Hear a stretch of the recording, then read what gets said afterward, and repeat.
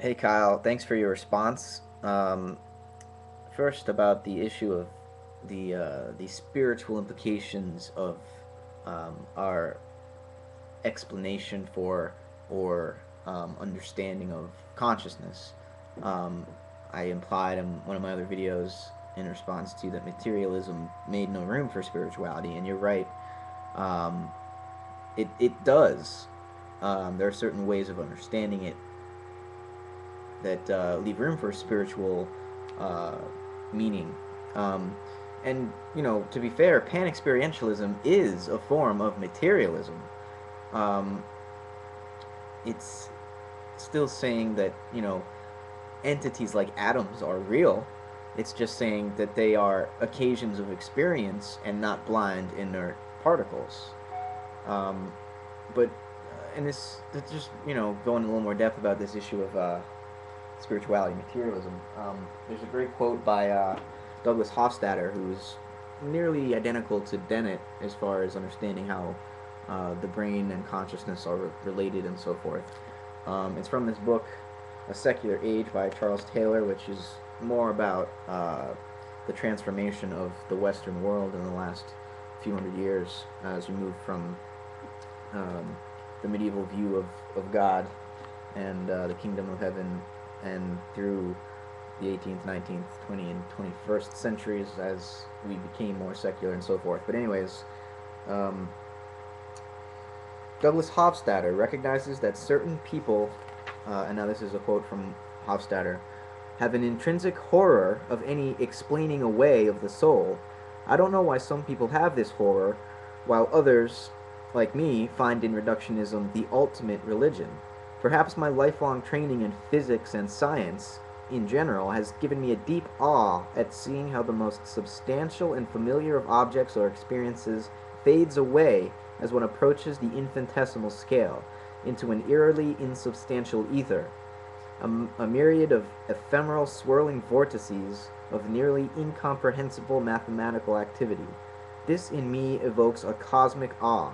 To me, reductionism doesn't explain away, rather, it adds mystery.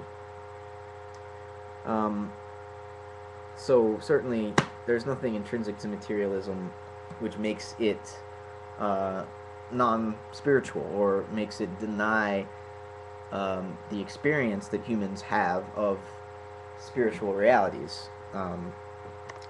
Susan Blackmore, I love her writings. I'm jealous you got to have a class with her. Um, she talks openly about how she uses cannabis, which I consider, much like her, to be a sacred substance, which can be used as part of a spiritual practice of some kind. And she says, she wouldn't be able to write half of her academic work without the aid of the state of consciousness induced by smoking cannabis.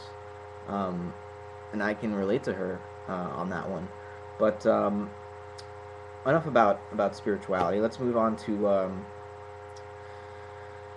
this issue of whether or not we can explain consciousness while still referencing some notion of experience or first person phenomenological mental states.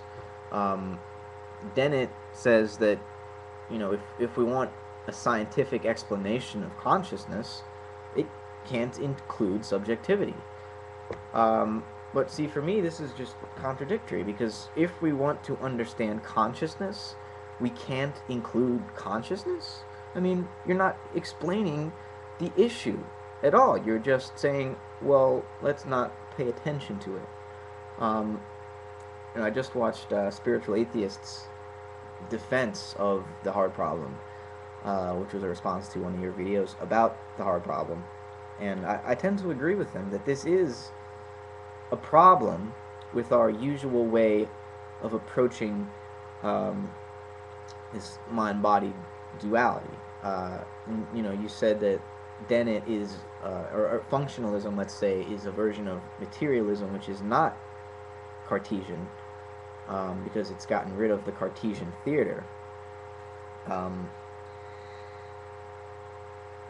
and I suppose that much is true, but what still makes this Cartesian is that it looks at science as the task of revealing the objective truth, such that subjectivity becomes a non-issue. And it's as though the scientific observer is not embodied, is not a part of the reality which that observer comes to know, but rather stands outside of it.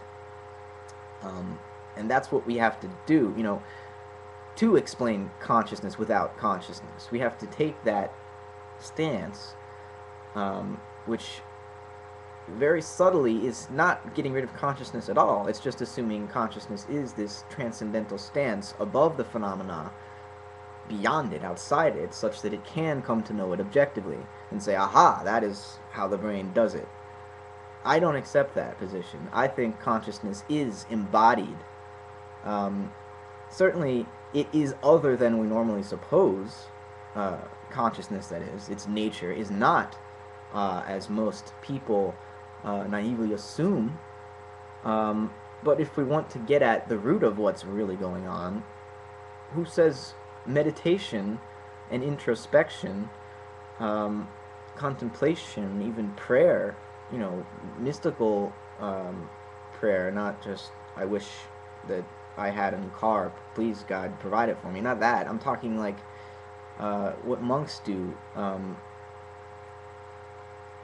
That type of introspective activity can tell us just as much about consciousness as any empirical, rational and systematic scientific attempt to understand it.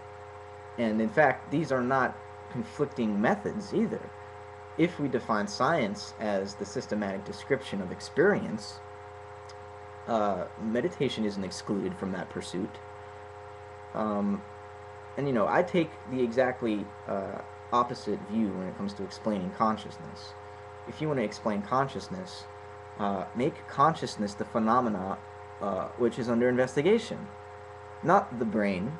Certainly the brain is important to understand, but it's not the phenomena you're trying to understand. You're trying to understand your experience.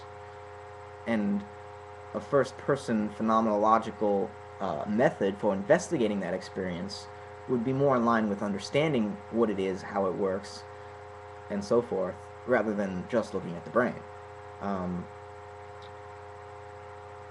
As far as the zombie example of a parallel universe where there was no experience, no consciousness, just material causation, the reason I dismiss it is because I want to know about our universe, about our experience, not about some hypothetical universe.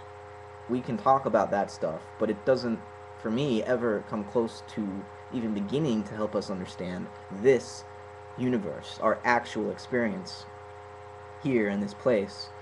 So that's why I dismiss it. It just doesn't seem relevant to what we're trying to understand.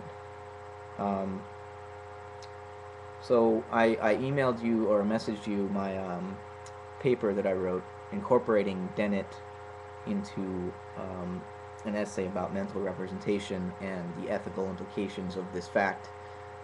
As I agree with Dennett, that there is no self as we normally conceive of it, that we are a bundle of userless subsystems, you could say, and this is right in line with Panexperientialism.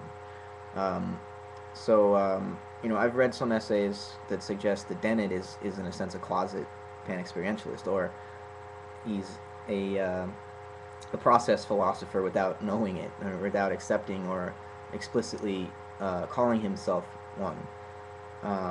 But many of his positions tend to lean in that direction if only he would follow them through, I think.